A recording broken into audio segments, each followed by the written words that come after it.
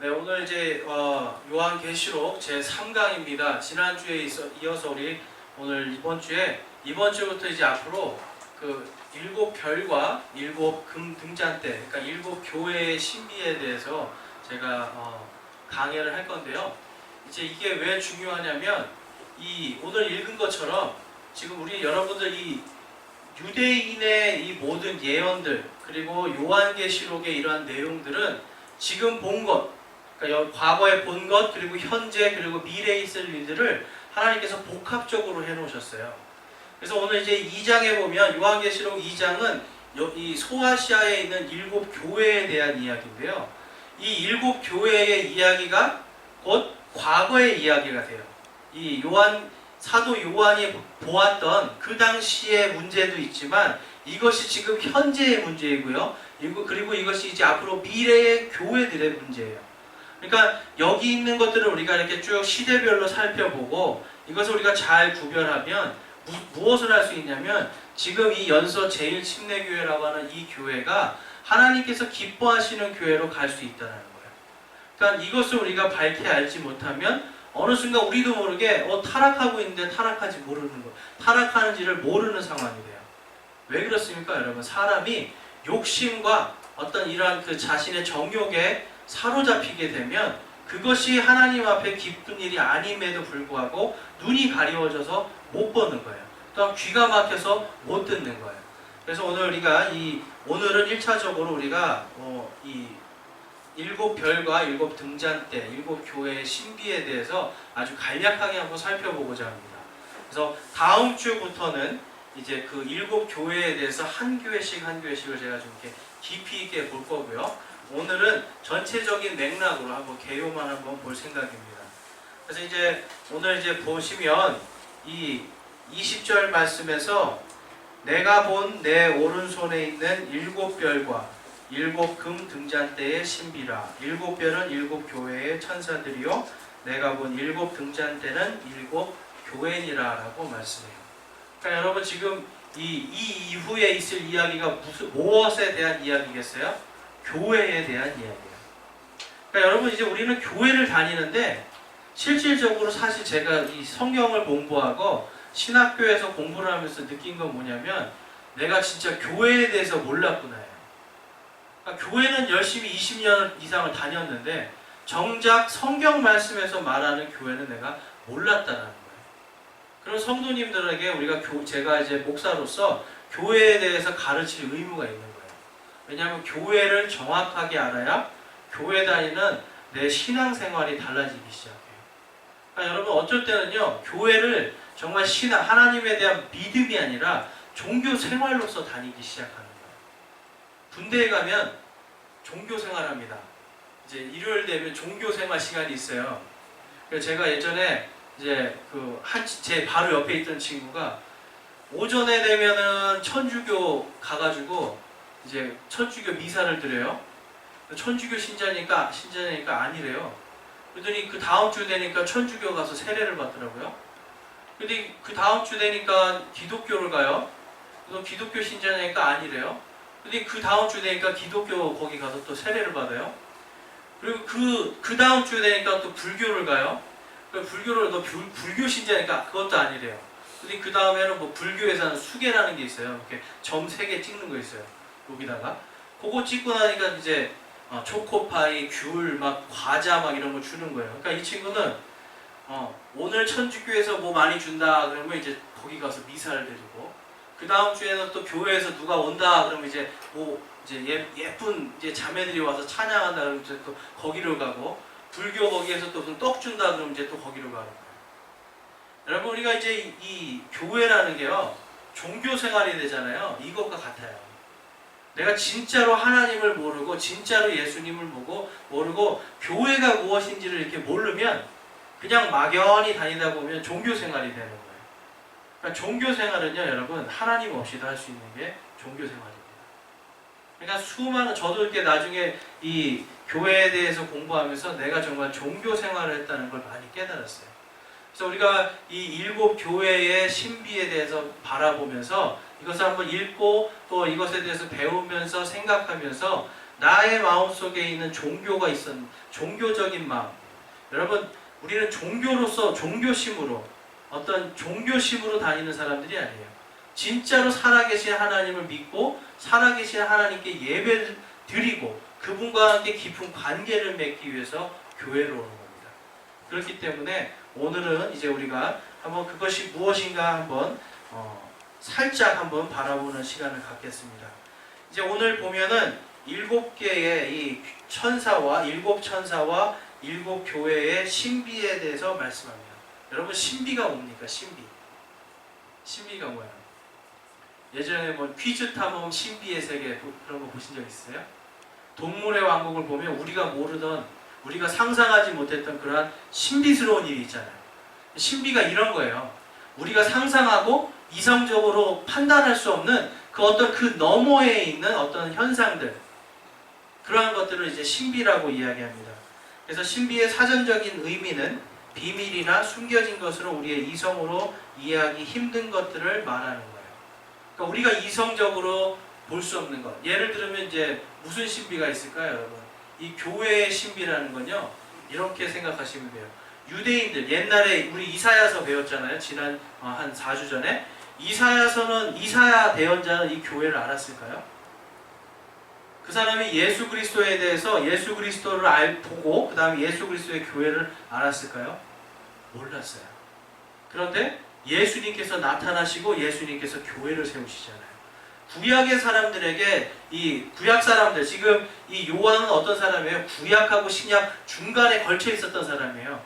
그러니까 이 사람은요, 예수님도 보았고요, 옛날 유대인들이 했던 그런 그러한 그 회당의 그런 것도 봤고, 그 다음에 제사하는 것도 다 봤어요. 성전에서 하는 거.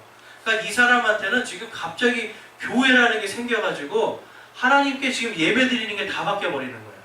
사람은 어떤 피를 보지 않아도 죄가 용서되는 신비가 있어요. 옛날에는 무조건 다 죽여야 됐잖아요. 그렇죠? 양 죽이고 뭐 소를 죽이고 염소를 죽여서 피를 막 뿌려야 죄가 용서가 됐는데, 갑자기 예수 그리스도라는 분이 딱 우리를 위해서 십자가에서 죽으시고 피 흘리시니까 이제는 그걸 안 해도 용서받는 시대가 되는 거예요. 그러니까 구약 사람들의 눈에는 이게 신비로운 겁니다.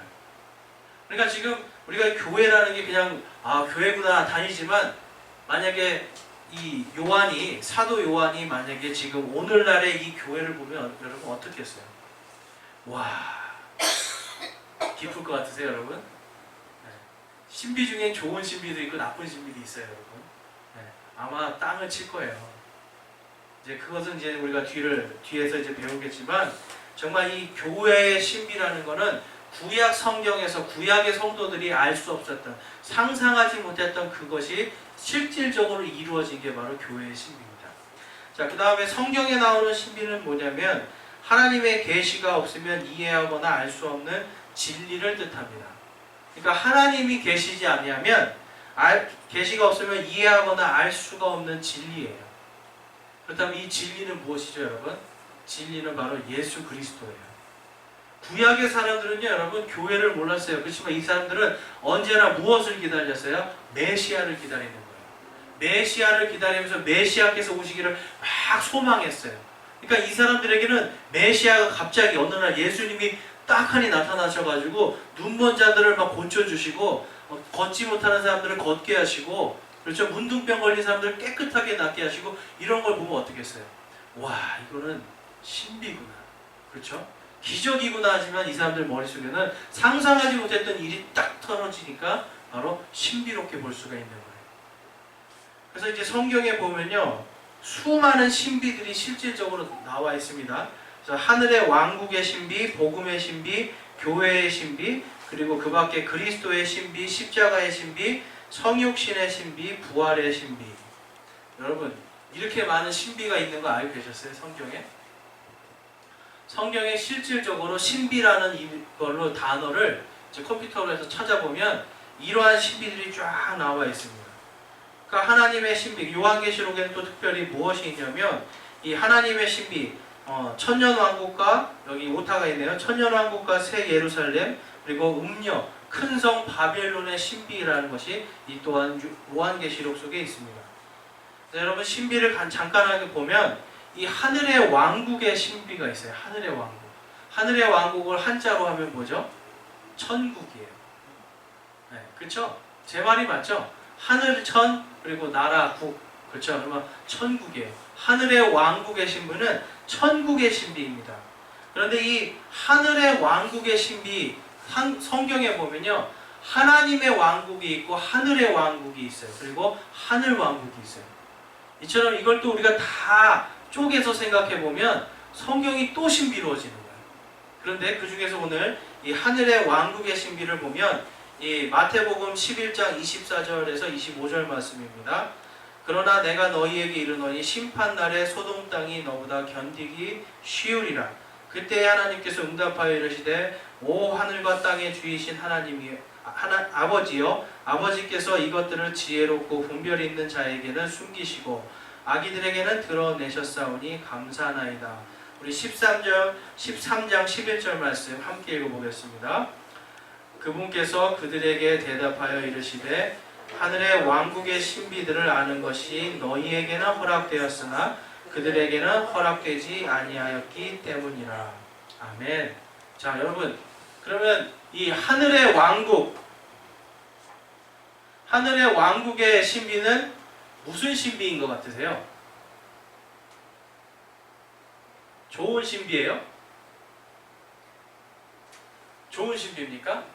여러분, 하늘의 왕국의 신비는 오늘 이 11장과 13장에 말하는 것처럼 그 신비의 정확한 진리를 아는 사람들에게는 복이에요. 그런데 여기 보면 11절에서 뭐예요? 그날이 이 심판날에 소돔 땅이 너보다 견디기 쉬우리다라고 말해요. 그러니까 이 하늘의 왕국의 신비는 뭐하고 관련되어 있다? 심판입니다. 심판. 자, 우리는 천국 하면 여러분 심판이 있는 곳이에요. 천국 하면 기쁜 곳이라고 생각하잖아요. 그런데 실질적으로 성경에서 말하는 하늘의 왕국의 신비다 할 때는 뭐가 전제되는 겁니까, 여러분? 심판이에요. 믿는 자들에게는 믿는 자들의 영생의 심판이 있어요. 그리고 믿지 않는 자들에게는 영원한 형벌의 심판이 있는 게 바로 하늘의 왕국을 이야기하는 거예요. 근데 이 하늘의 왕국이라는 단어는 누구에게 가장 많이 쓰일까요? 이 하늘의 왕국에 대한 예수님의 말씀은 바로 유대인에 대한 겁니다.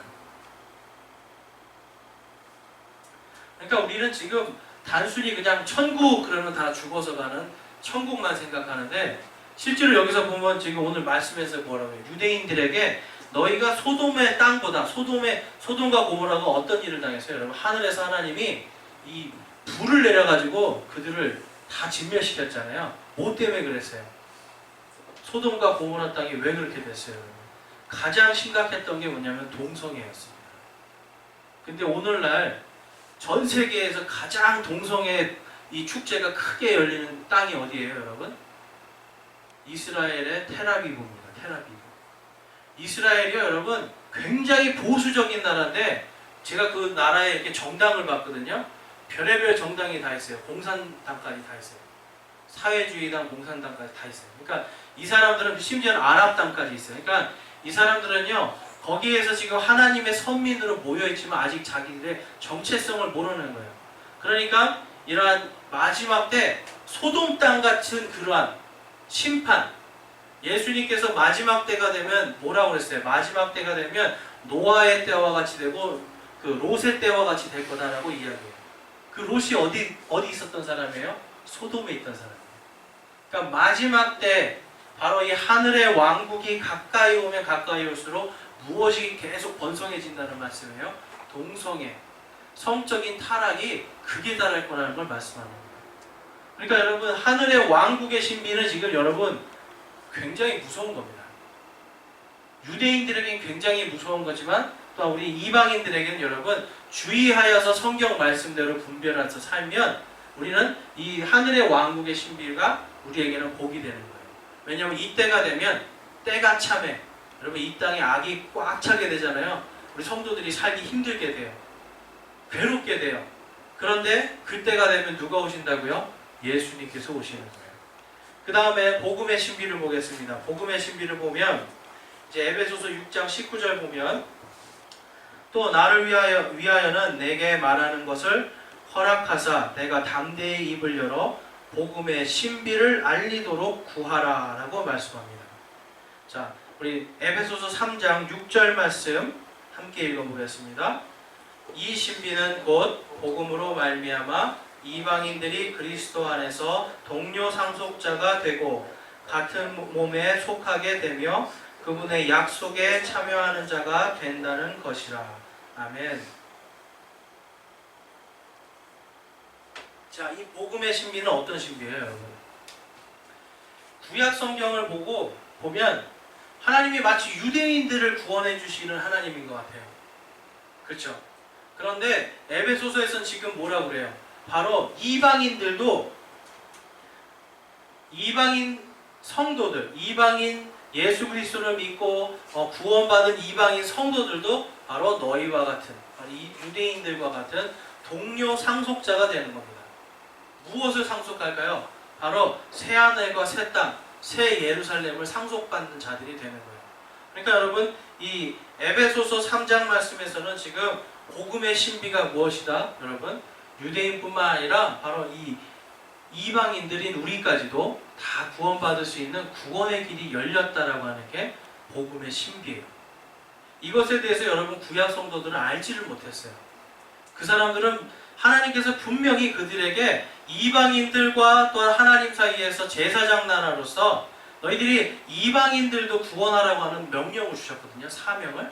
근데 이들은 우리만 선민입니다. 우리만 살겠습니다. 라고 이 사람들이 생각하면서 사고가 깨어지지 않으니까 결국은 이들에게 하나님께서는 온 세상으로 흩어지는 자꾸 이러한 일들을 주시는 걸 볼 수가 있습니다. 그래서 결국은 복음의 신비가 이제는 이방인들에게 들어가서 이방인들과 유대인들 모두가 동등하게 하나님의 왕국을 상속받을 수 있는 권리를 갖게 되는 게 바로 복음의 신비입니다. 다음에 교회의 신비를 보면 이제 3장 10절에 보면 그 목적은 이제 에베소서 3장 10절입니다. 그 목적은 이제 교회를 사용하사 하늘의 처소들에 있는 정사들과 권능들에게 하나님의 갖가지 지혜를 알게 하려 하심이라. 자, 여러분 교회의 지금 목적이 뭐라고 말씀하는 거예요? 자, 여러분 교회를 우리가 생각할 때 많은 부분에서 교회는 예배드리는 데라고 생각해요. 그렇죠? 그런데 교회의 신비가 뭡니까? 제가 지난주에도 말씀드렸지만 교회는 뭐예요? 바로 우리가 교회잖아요. 마찬가지로 이 교회 건물, 그렇죠? 이 예배당, 그러니까 이거를 전체적으로 다 생각해 보세요. 그 목적은 이제 교회를 사용하사 하늘의 처소들에 있는 정사들과 권능들에게 하나님의 갖가지 지혜를 알게 하려 하심이라. 하나님의 이 성경 말씀, 복음의 말씀, 그리고 구원의 말씀뿐만 아니라 모든 하나님의 갖가지 지혜. 여러분 성경에는요 복음만 있는 게 아니잖아요. 그렇죠? 하나님을 어떻게 믿는가, 그리고 하나님을 잘 믿었을 때 우리가 어떤 것을 누릴 수 있는가들도 다 써 있습니다. 그러니까 성도들이 어떻게 살아야 되는지, 세상에서 마귀를 어떻게 이길 수 있는지, 이러한 이길 수 있는 방법들, 살아가면서 우리가 마귀에게 패하지 않는 방법들이 다 써 있는 게 성경입니다. 교회는요 여러분, 하나님께서는 이 교회를 통해서 그거를 선포하시는 거예요. 그러니까 교회에서 여러분 목사가 설교를 하고 어떤 이런 걸 가르치는 거는 왜 그렇습니까 여러분? 이게 바로 교회의 설립 목적이기 때문에 그래요. 교회는 우리는 자꾸 예배 드리는 대로만 자꾸 생각해요. 근데 예배가 아니라 이 하나님의 진리의 말씀, 쉽게 말하면 하나님의 감추어진 신비들을 성도들이 알고 그것을 가지고 깨닫고 삶에 적용하고 살 수 있게 도와주는 게 교회입니다. 그러니까 여러분 이 교회라는 건요 하나님의 말씀대로 운영되는 게 교회예요. 그게 바로 또 교회의 신비입니다. 자, 로마서 11장은 따로 읽지 않겠습니다. 왜냐하면 이게 바로 이스라엘 사람들은요 이 신비를 몰랐던 거예요. 교회의 신비를 지금 몇 년 동안 모르고 있는 거죠? 무려 2000년 동안 모르고 있는 겁니다. 이제 1%가 깨달았어요. 그러니까 1%의 기독교인들이 생긴 거예요. 그러니까 2000년 동안 겨우 1%가 지금 깨달았으니까 여러분 이제 앞으로 이 사람들요 깨달으려면 엄청 오랜 시간이 걸릴 거예요. 근데 하나님은 이 악한 것들이 가득 찬 때가 되면 어떻게 해요? 그 때가 되면 그것과 상관없이 이들을 깨우치시기 위해서 이 요한계시록의 진노 속으로 이들을 들어가게 만듭니다. 그리고 이제 그 밖의 신비들은 여러분들이 한번 보시고요. 자, 계시록에서 지금 말씀하시는 교회의 신비에 대해서 우리 아까 과거, 현재, 그리고 미래에 있을 모든 것들이 이제 교회의 신비 안에 들어있다라고 제가 말씀을 드렸어요. 자, 7별의 신비를 한번 볼까요? 7별의 신비 전에요. 요거 한번 읽어볼게요. 계시록 22장 16절 우리 함께 읽어보겠습니다. 22장 16절 나 예수는 내 천사를 보내어 교회들 안에서 이것들을 너희에게 증언하게 하였노라. 나는 다윗의 뿌리요 후손이요 빛나는 새벽별이라 하시더라. 아멘. 자, 여러분, 빛나는 새벽별, 바로 예수님이 빛나는 새벽별입니다. 그런데 지금 여기 보면 나는 다윗의 뿌리요 후손이요 라고 이야기한다면 지금 이 예수님이 왜 굳이 다윗의 뿌리요 후손이요 라고 이야기할까요? 바로 유대인들에게 교회의 신비가 무엇인지, 그리고 요한계시록에 이 말씀이 너희들에게 어떻게 적용될지를 대해서 말씀하고 싶은 거예요. 그래서 자, 거기에 보면 이제 7별의 신비에 대해서 하나님께서 이야기하는데 여기서 말씀하시죠. 나 예수는 내 천사를 보내어 교회들 안에서 이것들을 너희에게 증언하게 하였노라 라고 이야기해요. 자, 여러분, 천사는 어떤 존재예요? 우리 천사 저번에 Q&A 시간에 배웠는데 천사 영적인 존재라고 우리가 생각을 하잖아요. 그런데 지금 여기에서 보면 지금 천사가 여러분, 천사가 직접 와서 교회에 와서 이 신비를 가르쳐 줄까요? 그게 아닙니다. 천사에는 여러 가지 의미가 있는데 여기서 말하는 지금 이 천사는 교회에게 하나님께서 특별히 하나님의 그 성령으로 인도하셔서 교회에서 말씀을 선포하는 7명의 목사들에 대해서 이야기하는 거예요. 그러니까 7명의 주요 이 가르치는 은사가 있는 그러한 목사들을 이야기하는 겁니다. 그래서 7 천사를 보내서 교회들 안에서 이것들을 바로 이 요한계시록을 가르칠 수 있도록 증언할 수 있도록 하시는 게 바로 예수 그리스도 빛나는 새벽별이라고 지금 계시록 22장 16절에서 말씀하는 거예요. 자, 우리 민수기 24장 17절 말씀 맨 밑에 있는 거 한번 보겠습니다. 내가 그를 볼 터이나 지금 보지 아니하며 내가 그를 바라볼 터이나 가까이서 보지 아니하리로다. 야곱에게서 한 별이 나오며 이스라엘에게서 한 홀이 일어나서 모압의 구석구석을 치고 셋의 모든 자녀들을 멸하리로다. 아멘. 자, 민수기에서 지금 빛나는 새벽별 예수님께서 오실 때의 일을 지금 기록해 놓은 거예요. 여기서 보면 그는 누구입니까? 그는 메시아를 이야기하는 거고, 야곱은 이스라엘을 이야기하는 거고요. 한 홀은 유다의 홀이 영원할 거라고 하나님께서 축복해 주셨거든요. 그러니까 유다의 홀을 이야기하는 거예요. 유다 지파. 그 다음에 셋의 모든 자녀들은 무엇입니까? 바로 노아의 후손들이에요. 자, 셋의 자녀 중에 노아만이 오직 이 홍수 이전, 그 노아의 대홍수 때 살아남았죠. 엄밀히 따지면 우리의 조상은 누구입니까? 노아예요. 네. 지금 이 땅에 살아있는 모든 인류의 이 아버지는 노아예요. 물론 노아의 그 위에 조상은 셋이죠. 셋의 조상은 아담이잖아요. 그래서 아담이 우리의 조상이라고 할 수 있지만 노아의 홍수 이후에는 노아와 노아의 세 자녀들을 통해서 전 세계적으로 인구가 늘어나는 것을 우리가 볼 수가 있습니다. 그러니까 지금 여기서 셋의 모든 자녀들을 멸하신다는 건 뭐예요? 모든 민족을 멸하겠다는 거예요. 그러니까 예수님께서 빛나는 새벽별이 오시면 모든 것을 멸하겠다라고 이야기합니다. 자, 거기에 보시면 이제 제가 지도를 해놨는데요. 7 교회의 신비에 대해서 말씀을 드리겠습니다. 앞에 이제 거기 잘 안 보이시면 앞에 스크린을 보셔도 돼요.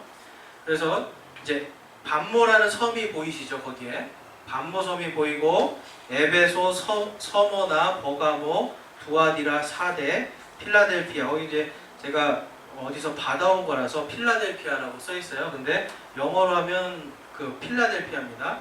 필라델피아, 라오디게아. 자, 그래서 제가 예전에도 한번 예배 시간 했는데 우리 한번 따라 순서대로 손을 짚어서 가보겠습니다. 앞 글자만 해볼게요. 에, 서, 버두 사빌라 이렇게 외우는 거예요. 자, 에서버두 사필라 이게 7교회입니다. 소아시아에. 이 소아시아의 7교회를 지금 하나님께서 왜 굳이 여기다 써놓으셨을까요? 진노전에. 하나님께서는요, 교회 시대가 어떻게 될까를 한번 보여주시는 거예요. 교회 시대가 어떻게 진행될까, 지금 있는 것과 이전에 있던 것과 내가 본 것과 지금 있는 것과 앞으로 있을 것들에 대한 것들을 지금 교회를 통해서 보여주시는 걸 볼 수가 있습니다. 그래서 이 7교회의 시대를 나누는 사람들이 있어요. 근데 이 7교회를 해석하는 방법이 여러 가지가 있는데 그 중에서 저는 이제 그 많은 걸 다 하려면 골치가 아프니까 이 7교회를 우리가 지금 역사 속에서 찾아볼 수 있는 7 시대적인 상황들로 한번 보기를 원하는데요. 그래서 여러분 이 7교회의 신비를 우리가 왜 알아야 되냐면요. 거기에 보면 귀 있는 자는 성령께서 교회들에 말씀하시는 것을 들을지어다요. 여러분 7교회에게 지금 성령께서 말씀하시는 것을 교회들은 여러분 들어주세요도 아니고요. 들으면 좋을 거다도 아니고 들을지어다요. 영어로 하면은 여러분 그냥 들어라예요. 들어라. 명령형입니다. 그러니까 이 요한계시록 2장에 나오고 2장과 3장에 있는 교회의 신비는 여러분 우리가 반드시 들어야 되는 이야기라는 거예요. 자, 한번 보겠습니다. 그래서 이제 이것을 우리는 이 7 시대로서 한번 볼 건데요. 이 시대적인 해석을 지금 이제 많은 사람들이 하고 있고요. 그 시대적인 해석에 여러 가지 오류들이 많이 있기 때문에 여러분들이 이 인터넷에 유튜브에 있는 시대적인 해석 이런 거를 좀 주의해서 보셔야 돼요. 왜냐면 이단들이 그런 걸 많이 이용을 해요. 끝에 가서 이상하게 만들어요. 그러니까 여러분들은 그런 것들을 많이 이제 너무 많이 보지 마시고 성경 말씀대로만 우리가 하나씩 배워가면 됩니다.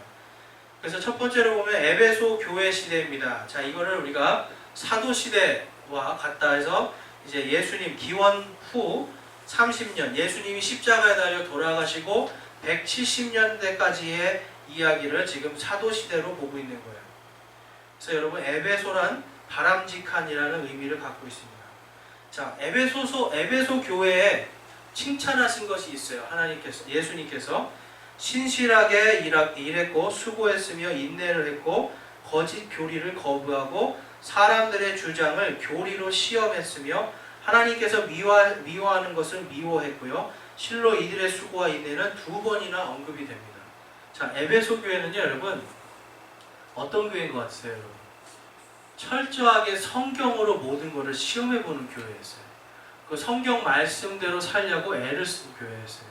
그런데 책망받을 것이 하나 있는데 책망받을 게 뭐라고 나와 있습니까? 너희가 첫사랑을 잃었다라고 이야기해요. 첫사랑을 잃은 건 뭡니까, 여러분? 첫 믿음을 잃었다는 거예요. 이것은 무엇이냐면 여러분 우리가 처음에 믿음을 가질 때는 우리가 은혜로 그렇죠? 하나님의 은혜와 이런 사랑과 이런 게 막 충만해지는데 에베소 교회는 거기에서 떨어져 나간 거예요. 그러니까 하나님의 말씀으로 너무 사람들을 계속해서 정죄를 해버리는 거예요. 그러니까 여러분 사람들이 어떻게 되겠습니까? 살기가 힘들어지겠죠. 그래서 에베소 교회는 첫사랑을 잃었는데 그 중에 하나가 뭐냐면 바로 니골라당의 행위였던 것입니다. 자, 그것에 대해서 이제 계시록 2장 6절 말씀 한번 볼게요. 계시록 2장 6절 말씀에 그러나 내게 이것이 있으니 곧 내가 니골라당의 행위를 미워하는도다. 나도 그것을 미워하노라 라고 말씀해요. 자, 니골라당의 행위를 제가 굉장히 많이 가르쳐 드렸어요. 니골라당의 행위는 무엇이냐면 니코, 그러니까 평신도를 이야기하는 거고 라오스는 바로 평신도 위에를 지배하다는 뜻이에요. 그러니까 여러분 평신도를 지배하는 성직자 계급이 생겼다는 거예요. 자, 여러분 교회 안에 계급이 생기면 곧바로 에베소 교회 같이 첫사랑에서 떨어져 나오게 됩니다. 교회에서 누군가가 나보다 여러분 내가 누군가보다 높다라고 생각하는 순간 누군가를 자꾸 짓누르기 시작해요. 근데 예수님께서 그걸 뭐라 그래요? 내가 그것을 미워한다라고 이야기해요. 여러분 아무리 사랑과 진리가 있고 막 성경 말씀으로 막 잣대를 해가지고 당신은 성경으로 볼 때 좋은 사람입니다. 성경으로 볼 때 악한 사람입니다. 선한 사람입니다. 아무리 잘 구별해도 그 안에 여러분 예수님이 미워하는 게 있으면 어때요? 예수님이 미워하는 교회예요. 그러니까 성직자 계급제도 이 니골라당의 행위가 있는 교회는 예수님이 미워하는 교회입니다. 이때부터 여러분 성직자, 성과 속을 나누고요. 목사가 이 위에서 계급적으로 평신도들을 누르고 집사들이 누르고 하는 일들이 이때부터 생겼는데 바로 에베소 교회가 그 시작이라는 거예요. 그러니까 여러분 이게 시대별로 이러한 것이 이제 어떻게 발전되는지 한번 볼게요. 그래서 서문화 교회를 보면 박해와 핍박의 시대입니다. 여러분 이때는 엄청난 박해가 있었어요. 우리가 상상할 수 없는 박해예요. 그러니까 어떤데 기록에 보면 제가 이제 사람을요 이 그리스도인들을 어떻게 죽인지 아세요? 그리스도인들이 이제 막 숨어서 다니니까 빼싹 말라 있을 거 아니에요. 근데 이 사람들을 잡아서 나무에 매달아요. 길거리마다 쫙 매달아요. 그래서 이 사람들 다 묶어가지고 기름칠을 합니다. 기름칠을 딱 하면서 밤이 되면 불을 다 붙이는 거예요. 밤새도록 타요. 횃불로 쓰는 거예요. 밤새도록 가로등으로. 사자밥이 되게 하고요. 검투사들하고 싸우게 해가지고 자기들의 오락을 즐기는 거예요. 그러던 시대예요. 지금 우리는 여러분 얼마나 편하게 지금 교회를 다니고 있어요. 근데 이때는 사람들이 전부 다 먹지도 못하고 숨어 다니면서 오늘 하루 사는 거에 감사합니다 하나님. 요렇게 하면서 오늘 하루 생명을 주시고 정말 일용할 양식을 주신 거에 너무너무 감사하던 시대예요. 자, 그런 시대가 있었습니다. 그래서 서문화 시대에는요, 여러분, 이 디오클레티안이라고 하는 황제가 엄청난 박해를 했는데, 이 서문화 교회 시대에는 이제 특별히 무엇을 그랬냐면, 무신 종교, 무신론에 대한 박해예요, 여러분. 자, 이것을 우리가 잘 생각해 보셔야 돼요. 로마 사람들은요, 우상을 섬겼잖아요. 그런데 그 그리스도인들은 아무것도 만들지 않고 섬기는 거예요. 그 신을. 그러니까 보이지 않는 신을 섬기니까 이 로마 사람들은 무신론이라고 이들을 불렀어요. 그래서 무신론에 대한 박해가 굉장히 심했습니다. 그럼에도 불구하고 이들은 우상 숭배를 하지 않고 그것을 잘 버텼습니다. 그래서 칭찬은 뭐냐면 환난과 궁핍함 중에도 영적으로 그들은 부유함을 누렸어요. 제가 말씀드렸죠. 숨어 다니라고 막 바싹 말라있고 이들이 못 먹고 못 사는데도 성경에 보면 그럼에도 너희가 부유하다라고 하나님께서 인정해 주시는 거예요. 자, 근데 이들에게 책망이 있습니다. 근데 재밌는 거는 이 서문화 교회에 대한 수많은 제가 이제 다른 교파들에서 만든 표들을 봤는데 책망할 것이 없음이라고 나와 있어요. 그런데 실질적으로 보면 책망하는 게 나와 있습니다. 자, 서문화 교회 보면은 이렇게 말씀합니다. 서문화 교회에 대한 거 우리 2장 9절 말씀에 보면 우리 함께 읽어볼게요. 2장 9절 말씀. 내가 내 행위와 환난과 궁핍을 알며 그러나 내가 부유하도다. 또 스스로 유대인이라 하나 유대인이 아니요 사탄의 회당인 자들의 신성모독을 아노라 라고 말씀해요. 자, 여러분 스스로 유대인이 아닌데 유대인이라고 하는 것이 신성모독이라고 지금 예수님께서 말씀하시는 거예요. 자, 이때부터 무슨 일이 생기는 거냐면요, 여러분 이제 니골라당이 생기고요. 그 다음에 이스라엘이 완전히 지금 다 이때는 없어졌잖아요. 이스라엘이라는 나라, 유대라고 하는 이 나라가 다 사라지니까 교회, 바로 우리가 유대인이다라고 하는 사상이 생겨버렸어요. 네, 우리가 유대인이다라고 하는 사상. 그러니까 어떻게 성경을 이방인과 유대인으로 나누어서 보지를 못하고 그냥 유대인에게 갈 복이 다 우리에게. 그래서 여러분 요즘에도 교회들 보면 저도 어릴 때 그런 걸 많이 배웠는데 가나안을 정복해라. 그렇죠. 가나안 땅에 가나안을 정복하라. 막 이런 거 많이 들어보셨을 거예요. 하나님께서 주시는 은혜, 복을 받아라. 막 이런 거예요. 이때부터 기복주의로 넘어가는 거예요. 기복주의로 넘어가고 우리가 바로 유대인이다라고 하는 그 사상 속에서 새로운 이러한 교회의 교리들이 생기기 시작합니다. 그래서 이게 이제 개역 한글에서는 자칭 유대인이라는 자들의 회방도 안 오니 실상은 유대인이 아니요 사탄의 회라라고 그래요. 여기서는 회방인데 이 킹제임스 성경에 보면 스스로 유대인이라 하나 유대인이 아니요예요. 그러니까 회방론이 아니라 내가 유대인이 아닌데 유대인이라고 막 하면서 되는 거예요. 그러니까 여러분 어떤 일이 생기는 줄 아세요? 성직자들이 내가 레위인이라고 하는 이야기를 하는 거예요. 여러분 지금도요 제가 만나는 분들이 그래요. 성직자는 목사는 레위인이다. 그러니까 11조를 다 나에게 바쳐라요. 목사들이 11조를 다 자기 걸로 생각하고 교회의 이런 헌금들을 자기 걸로 생각하기 시작하는 거예요. 이게 뭡니까 여러분? 유대인이 아닌데 자기를 유대인으로 레위인으로 생각해서 이 모든 권리를 내가 다 받아도 된다라고 생각하는 거예요. 그러니까 여러분 이때부터 지금 오늘날 여러분 오늘날도 이 교리 때문에 어때요 여러분? 교회들이 돈으로 그렇죠? 타락하는 거예요. 목사들이 타락하기 시작하는 거예요. 그래서 하나님께서는 이때 지금 유대인이 아닌 자들이 유대인으로 자신을 자꾸 이렇게 이야기하고 가르치는 것에 대해서 그것이 사탄의 회다, 신성 모독이다라고 이야기하는데 이것이 지금 오늘날에는 가톨릭하고 칼빈주의 그리고 개혁주의 신학을 가진 이런 교회들이 대부분이 바로 이스라엘 대체 신학이라는 걸 가르칩니다. 그러니까 대부분이 다 지금 여러분 가나안을 정복해야 됩니다. 가나안 지금 이제 요단강 건넜으니까 이제 가나안을 정복해야 됩니다. 막 이렇게 하면서 막 믿음으로 그렇죠? 뭔가 행위로 막 정복해야 될 것처럼 막 이야기하는데 이게 바로 이스라엘 대체 신학이에요. 여러분 우리가 가나안 정복할 필요가 없어요. 거기가 천국이 아니란 말이에요. 그런데 가나안을 천국이라고 가르치고 거기를 들어가서 정복해야 된다고 하는 이러한 것들이 바로 이 당시부터 생겨나는 이 신학적인 사조가 됩니다. 근데 여러분 이 사탄의 회당이라고 할 정도로 지금 예수님이 싫어하시는 거예요. 그 다음에 버가모 교회 시대로 가면 타협하는 교회의 시대입니다. 이것이 이제 로마 제국이 교회를 받아들일 때요. 313년 이때 콘스탄틴이라는 사람이 바로 교회를 그러니까 무신론의 자유를 선포해요. 그러면서 바로 이 기독교를 국가 종교로 받아들입니다. 왜 그런 일이 생겼을까요, 여러분? 죽여도 계속 늘어나니까. 이제는 더 이상 죽이면 폭동이 날 지경이에요.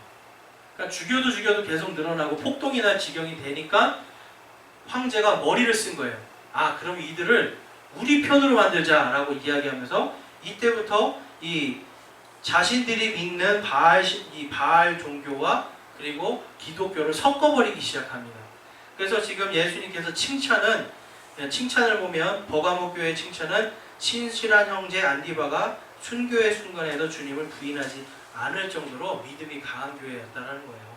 그런데 책망할 건 뭐냐면 너희들이 발람의 교리와 니골라당의 교리를 붙잡았다라고 이야기합니다. 오늘 시간 관계상 제가 발람의 교리와 니골라당의 교리만 제가 설명하고 마치겠습니다. 그렇다면 발람의 교리는 무엇일까요? 이 민수기 31장 16절에 보면 발락이라는 왕이 돈으로 발람이라는 대언자를 매수해서 왕을 위해서 그리고 자신의 나라를 위해서 이스라엘을 저주하도록 대언하게 한 사건을 통해 붙여진 교리를 말하는 것입니다. 이것이 이제 발람의 교리라는 이름이 붙여졌는데 이것은 그 당시에 로마 제국에 타협한 교회들이 국가교회로서 등장하는 것을 우리가 볼 수가 있습니다. 그 국가교회를 어떤 일을 했을까요? 당시 로마 제국이 실시하던 사탄의 자리인 종교재판을 이제는 교회가 하게 되었고 그때부터 이스라엘 대체 신학이 완전하게 자리를 잡으면서 또한 교회가 유대인들을 핍박하는데 앞장서게 됩니다. 그것이 바로 이 발람의 교리라고 할 수가 있습니다. 여러분 지금 국가에서 왕이 원하는 대로 지금 말씀을 선포하게 하는 게 바로 발람의 교리예요. 그러니까 이 왕이요 여러분 이 사람들은요 우리는 예수님만 믿고 예수님만으로 구원받습니다 라고 얘기해요. 그런데 그래 그건 맞아. 그런데 사람들은 예를 들어서 이런 거예요. 사람들은 이 충분절에 당신에게 절하는 날이 그때가 명절이니까 우리 그때를 부활절로 하자. 그리고 12월 25일은 이 태양신을 섬기는 날이니까 태양의 아들 당무수가 태어났는데 명절이니까 이때를 우리가 그냥 크리스마스로 하자. 이러한 식으로 이 바빌론의 이런 어떤 이런 그 나쁜 종교하고 당시에 로마가 믿던 종교하고 기독교를 섞어버립니다. 그러면서 이들이 이제 이스라엘 대체 신학도 같이 받아들이면서 무슨 일을 합니까, 여러분? 이스라엘 사람들을 핍박하는 거예요. 유대인들을. 결국은 여러분 이 가톨릭 교회에서 이 교리 때문에 어떻게 되는 거예요, 여러분? 십자군 전쟁을 나중에 일으키게 됩니다. 자, 그러니까 국가교회가 이제 탄생이 된 거예요.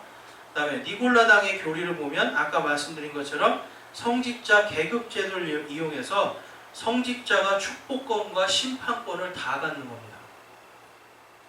여러분 이제 요즘에 조금 이제 많이 들리는 얘기들 보면 목사님한테 잘못하면 저주받는 사람들이 있어요. 그런 얘기 많이 들어보셨죠? 목사한테 잘못하면 저주받는다. 여러분 목사한테 뿐만 아니라 여러분 옆 앞뒤 좌우에 있는 이 형제 자매들한테 잘못하면 하나님이 벌을 주세요.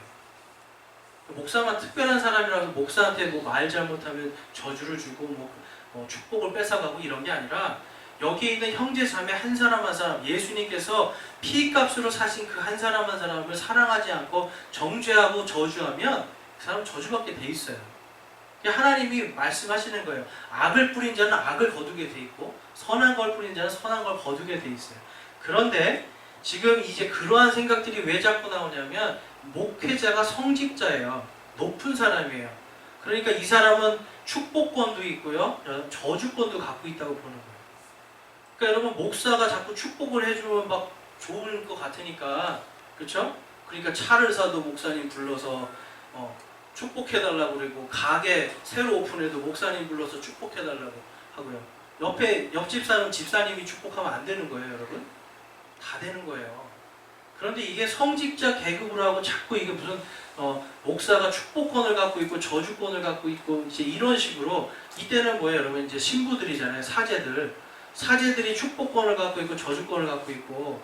그래서 요즘에 여러분 가톨릭 교회 가면 진짜로 그래요. 사제가 막 하면 막 사람들이 와가지고 머리 뒤밀어요. 그래서 축복해달라고 그러면 사제가 이렇게 머리 딱딱 이렇게 해주고 가요. 그럼 막 좋아가지고 이래요. 그리고 내 죄를 뭘 해야 돼요? 고백성사, 내 죄를 가서 고백을 해요. 내 죄가 이렇습니다. 그러면 이제 사제가 이러면, 그러면 그 죄를 갚으려면 이 성전 바닥을 무릎 꿇고 손으로 다 닦으시오. 그러면 당신의 죄가 용서됩니다, 이래요. 여러분, 우리의 죄는 오직 예수님만이 용서해 주실 수 있는 거예요. 우리가 직접 그분께 회개하고 그분께 우리가 죄를 고백하고 실제적인 생활 속에서 내가 회개하고 돌이킬 때 용서받는 거예요. 근데 이것이 마치 목사가 아니면 어떤 사제가 그것을 여러분 축복해 줄 수 있고 또한 저주해 줄 수 있고, 그렇죠? 죄를 용서해 줄 수 있고 이런 식으로 가는 게 바로 이때 당시부터 생긴 바로 니골라당의 교리입니다. 그래서 거기서 보면 이 칠성례라고 하는 게 이때 이제 생겨나기 시작하는 거예요. 영세성사, 견진성사, 혼배성사, 종부성사, 고백성사, 신품성사, 성체성사, 이 모든 것들이 여러분 누구에 의해서 되는 거예요? 사제들. 사제가 바로 예수님의 대리인이라고 스스로 자처해요. 여러분 예수님의 대리인이 사제들, 목사들입니까? 그렇지 않아요. 교회는요 순전히 예수님이 직접 통치하시는 기관이에요. 무엇으로 해요? 하나님의 말씀으로. 근데 이게 자꾸만 어떤 한 사람에게 그것이 집중되는 것, 이것이 바로 이때 이 니골라당에 대한 당의 교리가 확립이 될 때가 바로 이 버가모 교회 시대라고 볼 수가 있습니다. 313년에서 606년까지 이래요. 여러분 이제 이 정도까지만 오늘 보는데요. 오늘날 교회의 모습하고 해당이 안 되는 모습이 있나요? 지금 다 해당돼요, 여러분. 다 해당이 되는 거예요. 발람의 교리, 여러분 발람의 교리들 우리 지금 현재 교회는 없을 것 같으세요, 여러분? 있어요, 여러분. 부흥 강사 이런 분들 요즘에 여러분 교회에서 원하는 게 이겁니다라고 하면서 한 150만 원, 200만 원 드리면 교회에서 원하는 대로 그 목사님이 원하는 방향대로 쫙 끌고 나가는데 어디로 끌고 나가요? 대부분 11조로 딱 가는 거예요. 11조 건축 헌금. 그거 하면 축복받습니다. 라고 가는 거예요. 새벽기도 안 하면 벌을 받게 됩니다. 주일성수 안 하면 벌을 받게 됩니다. 이런 식으로 하는 것들. 그러니까 어떤 필요와 목적에 의해서 돈에 의해서 어떤 특정한 것을 성경에 없는 것들을 제시하고 성도들을 협박하고 그것을 따르게 만드는 것. 이게 바로 발람의 교리고 니골라당의 교리인 거예요. 근데 이것이 이제 지금요 너무나 지금 이제 점점점 퍼져 나가고 있는 거예요. 그래서 하나님께서 지금 7 교회를 통해서 귀 있는 자들은 누구든지 귀 있는 자는 성령께서 교회에게 하시는 말씀을 들으라는 거예요. 그러니까 이 교회에게 성령께서 하시는 말씀을 우리가 듣지 아니하면 그냥 종교 생활로 그게 좋은 게 좋은 건가 보다. 목사님이 말하니까 그런가 보다 하고 다 그대로 쫓아가는 거예요. 그러니까 여러분 이러한 교회가 되지 않기 위해서 이 연서제일침례교회에 나오시는 분들은 성경 말씀으로 저를 보셔야 돼요. 그리고 교회 운영하는 걸 보셔야 돼요. 그래서 교회 운영 안에 발람의 교리가 들어온다. 그걸 성경 말씀으로 누가 막는 거예요? 성도들이 막는 거예요. 교회 안에 니골라당의 행위가 있다. 누가 막는 겁니까? 성도들이 막는 거예요. 하나님의 말씀으로 말씀이 그러하면 그러한 걸 우리가 믿고 그것에 대해서 잘못 나가는 사람, 설사 제가 목사인 제가 잘못 나가면 여러분들이 성경 말씀으로 여러분들이 권면해주고 그걸 바로 잡아주는 거예요. 그래서 교회라는 건 다른 게 아니라 예수 그리스도의 머리이시고 몸된 우리가 서로를 사랑하고 하나님의 말씀으로 권면하면서 서로를 세워주고 성장할 수 있게 도와주는 공동체가 교회입니다. 그러니까 여러분 이 교회 안에 니골라당의 행위가 있어야 되겠습니까? 니골라당의 행위가 있어서는 안 되는 거예요. 발람의 교리가 들어와야 되겠습니까? 발람의 교리가 들어와서는 안 되는 겁니다. 그래야 할 때는 여러분 우리가 앞에 봤던 교회 3개가 다 칭찬할 게 있었잖아요. 하나님께서 그러한 것들을 칭찬하시는 거예요. 그래서 오늘은 우리가 이제 이 3가지 버가모 교회, 에베소 교회부터 이 서머나 그리고 버가모 교회까지 오늘 보았습니다. 자, 오늘 이 말씀을 통해서 여러분 중요한 거 제가 한 가지 마지막으로 말씀드리면 절대로 다른 교회를 여러분 비판하지 마세요. 비판하지 마세요. 비판하지 말고 정죄하지 마세요. 왜냐하면 비판과 정죄를 하기 시작하면 우리 스스로의 우리 영적인 상태가 고갈이 되고 말라버려요. 그리고 마찬가지로 우리도 똑같은 비판을 받습니다. 그러니까 비판하지 말고 다 예수 그리스도의 형제요 자매다라는 생각으로 우리가 온유와 절제함 속에서 그것을 말해야 될 때는 말해야 되고, 그렇죠? 사랑으로서 권면하는 게 우리의 일입니다. 오늘 여러분들 이 말씀을 통해서 정말 교회에 대해서 다시 한번 깊이 생각해 보시고 이번 한 주간도 교회의 이런 교회를 위해서 또한 기도하시는 그러한 복된 한 주간 되기를 주님의 이름으로 축원합니다. 자, 혹시